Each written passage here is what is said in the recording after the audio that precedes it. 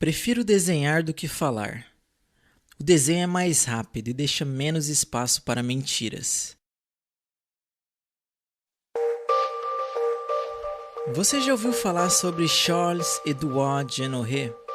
Provavelmente não, não é? Mas esse era o verdadeiro nome de Le Corbusier, famoso arquiteto do século XX. Nascido no dia 6 de outubro de 1887 na cidade de Chaux-de-Fonds, na Suíça, Charles era filho de um relojoeiro e de uma professora de piano. Aos 13 anos, abandonou os estudos fundamentais e foi aprender a fazer relógios em uma escola de belas artes de sua cidade. Ali, teve seu primeiro contato com design e desenho. O jovem tinha tudo para seguir a profissão de seu pai. No entanto, talvez sentisse que esse ofício de relojoeiro fosse muito limitado em termos de criatividade. Foi naquela escola que ele conheceu um professor que o estimulou a seguir a profissão de arquiteto e concedeu a ele seus primeiros projetos. Mais tarde, Le Corbusier viria a chamar esse professor de meu mestre. Bom, e foi na arquitetura que ele começou a encontrar a paixão de sua vida. Em 1906, com apenas 19 anos de idade, realizou seu primeiro projeto, a casa de um fabricante de relógios. Apesar de a casa estar longe daquilo que viria a ser seu estilo, ele já revelava em seus detalhes muita simplicidade e geometria. Poucos sabem disso, mas Le Corbusier nunca chegou a concluir uma universidade. Ele abandonou os estudos, afirmando que aprenderia melhor sozinho. E para realizar essa autoeducação, começou a viajar por diversos países da Europa, tendo a Itália como alvo principal. Nessas viagens, ele buscava entender cada detalhe que compunha os edifícios do passado, observando as técnicas e os materiais utilizados. Em 1908, depois dessas jornadas, passou a trabalhar no escritório de Auguste Perret, e foi nesse lugar que ele tomou conhecimento de algo que seria fundamental em sua carreira, o concreto armado. Nos anos seguintes, continuou suas viagens percorrendo a Europa Central e a Grécia, produzindo desenhos e estudos que seriam depois reunidos no livro Viagens no Oriente. Em 1912, Le Corbusier volta para sua cidade natal na Suíça e abre seu próprio escritório. No entanto, as coisas não aconteceram da maneira que ele esperava. Pegou 3 projetos em 5 anos. E você aí achando que está na pior com um projeto por mês, não é? Foi nesse período difícil que ele projetou La Maison Blanche, uma casa para seus pais inspirada no Parthenon de Atenas, cheia de escadas que lembravam a entrada triunfal dos templos gregos. Mas o projeto foi um terror. A casa era muito grande e exigia muita manutenção para uma família de apenas 4 membros. Isso acabou falindo seus pais, o que fez ele se sentir absolutamente culpado. Para tentar melhorar sua vida, muda-se para Paris no ano de 1917, em plena Primeira Guerra Mundial. Mas no início as coisas também estavam indo de mal a pior. Afinal, ele era um estrangeiro e recém-chegado. No final das contas, estava sem emprego, pobre e depressivo. Porém, depois de um tempo na capital francesa, acaba conhecendo o pintor Aimé de Onze-Enfants. E essa amizade foi fundamental para ajudar Charles a começar a sua carreira.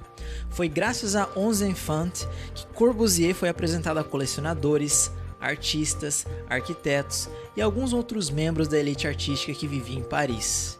Também foi Onze-Enfants que introduziu a Le Corbusier a arte purista, e nesse tempo ele começou a pintar. Foi também a partir da década de 1920 que ele se torna um teórico de arquitetura. Em outras palavras, nesse tempo ele mais escreveu do que projetou. Impressionado com todos os avanços tecnológicos do início do século XX, Corbusier pensava que a casa também deveria seguir essas mesmas novidades e ser transformada. No livro Por uma Arquitetura, publicado em 1923, ele disse que a casa deveria ser uma máquina de se viver dentro. Le Corbusier era um grande fã do Ford T. Na época, esse carro era produzido em massa para milhões de pessoas. Um carro realmente universal, democrático e aplicado a todos. Na cabeça dele, é assim que a arquitetura deveria se desenvolver. Posteriormente, Onze-Enfants e Le Corbusier fundariam a revista L'Esprit Nouveau. A revista passou a ser a sua principal atividade e meio de ação. Em suas páginas, Le Corbusier escrevia sobre uma arquitetura que ainda não havia no mercado. Foi justamente nessa revista que ele publicou os 5 pontos da nova arquitetura, entre os anos de 1926 e 1927. Sua fama entre a vanguarda parisiense lhe proporcionou as primeiras encomendas e a realização de seus primeiros projetos, sobretudo casas de campo nos arredores da capital francesa. E talvez o principal desses projetos seja a Villa Savoy. Nesse projeto, ele exemplifica todos os 5 pontos da nova arquitetura moderna. E quais eram esses pontos? Bom, o primeiro deles é o pilotis, a planta livre, a fachada livre, janela em fita e terraço-jardim. Técnicas essas que trouxeram grandes avanços para o conforto, circulação e saúde do ambiente projetado. Entre 1927 e meados de 1930, seu escritório elaborava projetos revolucionários de urbanismo para diversos países, incluindo o Brasil, que aliás ele visitou pela primeira vez em 1929. Em 1930, se casa com a parisiense Yoni Galles, tornando-se cidadão francês. No entanto, o casal nunca teve filhos. Segundo Le Corbusier, não havia tempo para isso. Em 1936, veio para o Brasil novamente a convite de Lúcio Costa para prestar consultoria no projeto do prédio do Ministério da Educação e Saúde. Em 1940, quando Paris foi ocupada pelos nazistas, Le Corbusier refugiou-se no sul da França. Durante o nazismo, ele sempre escrevia cartas para sua mãe, que muitas vezes eram extremamente racistas e a favor dos regimes totalitários vigentes. Tanto é que ele se ofereceu para trabalhar para o Vichy, e o Vichy era uma vertente do nazismo na França. Não que isso seja algo que venha acabar com toda a sua carreira, não é? Mas sem dúvida alguma, esse episódio se enquadra como um dos momentos mais desprezíveis de sua vida. Entre 1945 e 1949, atuou como consultor para a reconstrução das cidades destruídas na guerra. Nesse tempo, construiu um de seus mais grandiosos edifícios, a Unité de Habitation, em Marseille, na França. Entre 1946 e 1947, junto com Oscar Niemeyer, participou dos estudos para a edificação da sede da ONU em Nova York. Entre 1950 e 1965, foi consagrado como um grande arquiteto internacional.